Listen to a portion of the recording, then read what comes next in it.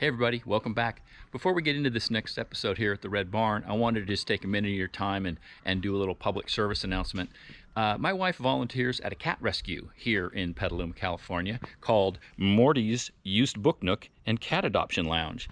And it's just like it sounds. It's a place where you can go in and browse and buy used books, but they've got a bunch of free roaming cats and kitties that are up for adoption. And so this is just a quick request. If you can at all, help out and donate to your local animal shelter or animal rescue. It's so greatly appreciated by these organizations, at least in the case of Morty's, and I think most of these organizations.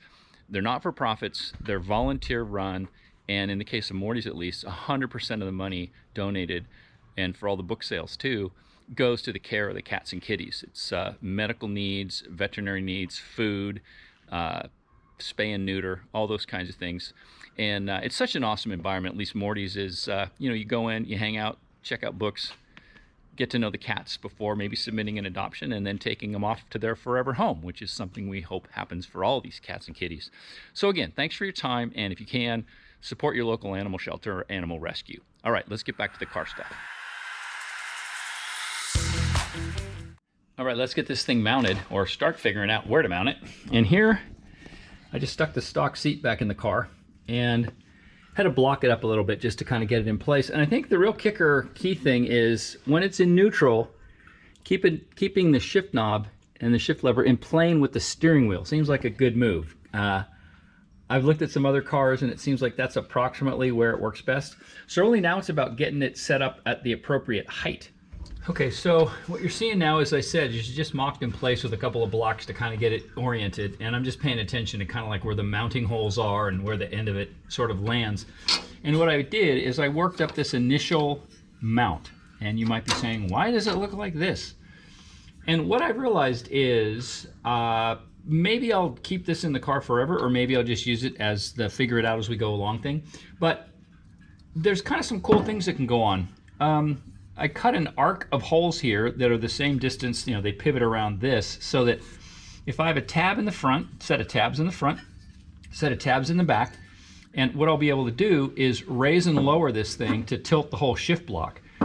And then what you'll notice is as you raise this, if the shift knob was here and I raised it, the shift knob would be moved back.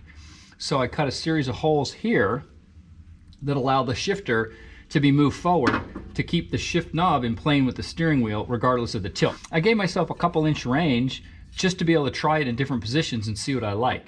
So it does raise it up a little bit. So let me just get this out of the way real quick. Yeah, now again, there'll have to be some slots cut in the chassis, clearance, and then the tabs and all that. So I still have some things to work out. But with this in place, in the highest position, this would be moved forward, and you can see that it's not going to want to stay in neutral, but you get the idea.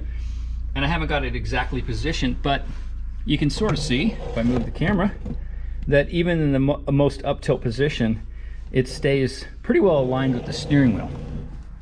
So I think this is version 1 of the base mount. And again, I like to make stuff in versions because you don't know what you don't know. At least I don't know what I don't know until I get it in the car and start playing with it. And the very first thing I noticed was, yeah, if this is built, bolted down to tabs, it's probably going to be fine. But I didn't want to make this out of very heavy material because with this bend on it, it's pretty stable. But these are not that stable, and I want this thing to be rock solid. So I'm designed up a new one of these with extra material designed specifically on the tabs to be bent over and then welded right here on both sides. So this will be a bent piece, and it won't flex here. And I did the same thing back here. I'll just have a little bit of a fold over and a little weld seam there. So this thing will be super rigid. And yeah, I'm gonna have to do something to make a slot a little bigger so that won't interfere as it's moving up and down. But that shouldn't be a big deal. So I'm gonna go make a new one of these real quick. Okay, I've got my new design all set up with those tabs that I mentioned. And I've done all the necessary to get it set up in the plasma table. So now I'm just gonna go ahead and cut it.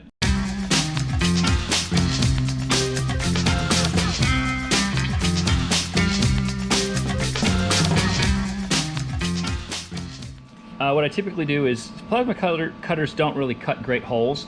So these are all undersized, and I just go back with a step drill and tidy them up to the final size. So that's the piece. You can see I have these bend over tab areas.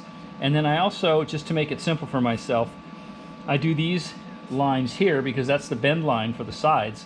So it just, you know, you put it in the brake, you can exactly see where you want to bend it. It bends it right on that line. It's the exact dimension I want, and it works out great. So let me go tidy this thing up, and we'll have a base we can start working out. Oh, and then I got to design up the tabs that are going to go on the chassis. So I'll work up that as well.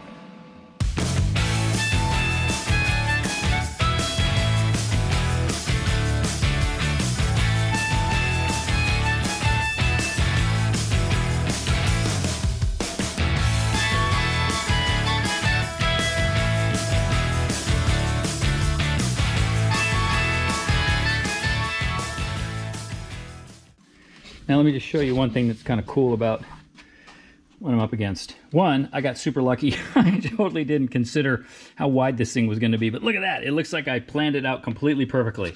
It fits in here with the bend. All right, so you might be wondering sometimes why all these notches. Well, here's a good example why. This is a magnetic brake, right? So when I step on the little pedal and hit the go button, a big, huge magnetic force comes down on top of this and holds the material in place. But when you're doing tabs and boxes, or you know, like a box and pan brake, I have to be able to fold this little edge, has to go someplace, and it has to fit into one of these slots. So there are these randomly, I guess randomly, but magically, it always works out where there's always a place where you can put something where this one can go in that slot and this one can go in that slot, right? So it's fun how it always works out. We'll get this last bend put in and take a look at it. So back to I mentioned I had those plasma cut lines. Well, that's where it's going to bend, and so you just get that positioned where you want everything, verify you're going to have the clearance. That is some initial clamping force that keeps the piece from moving around, and then you'll hear it click.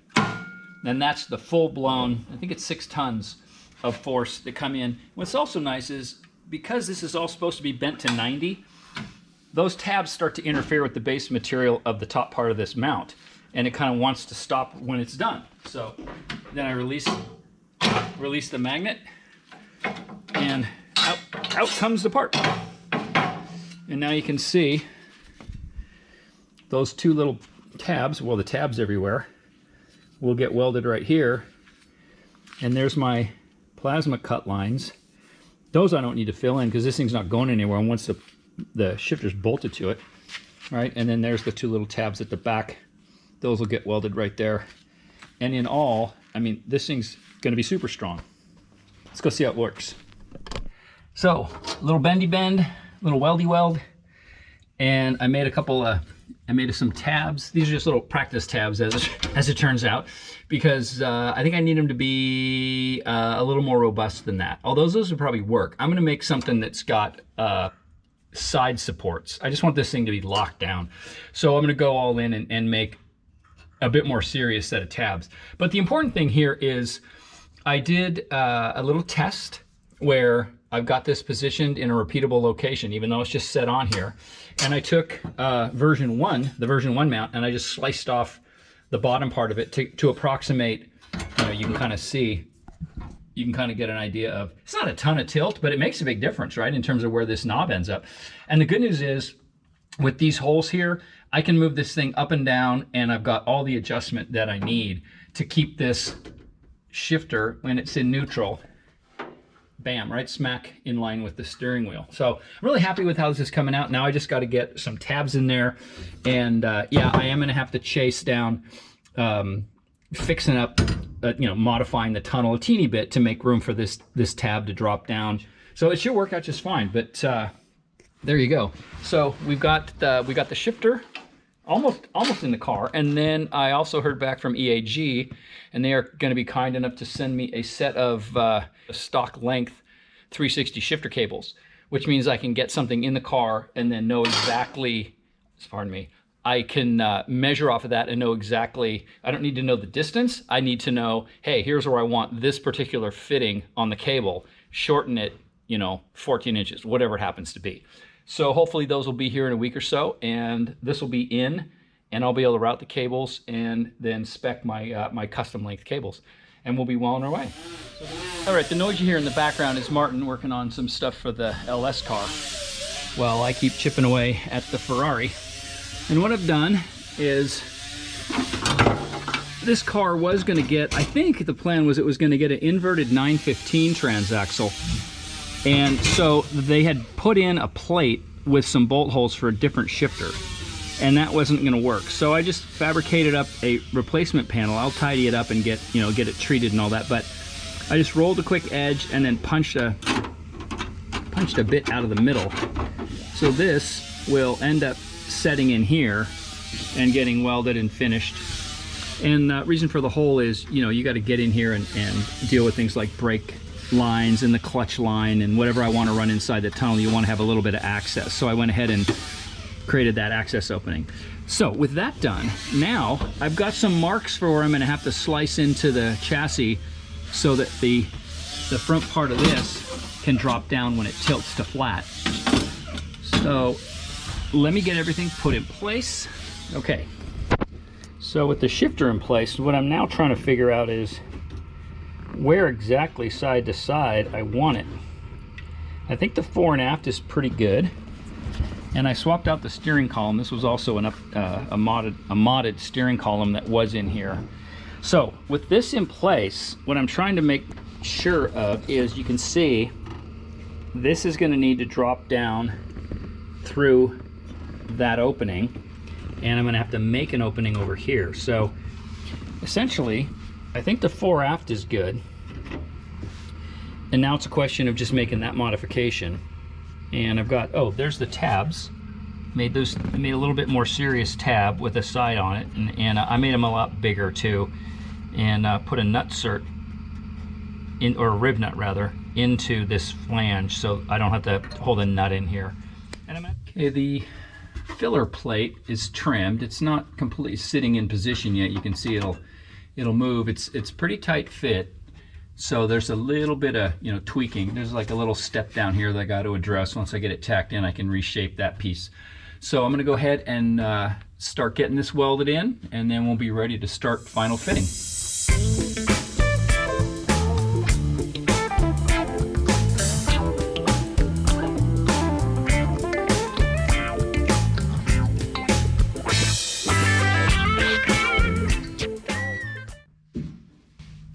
Check it out.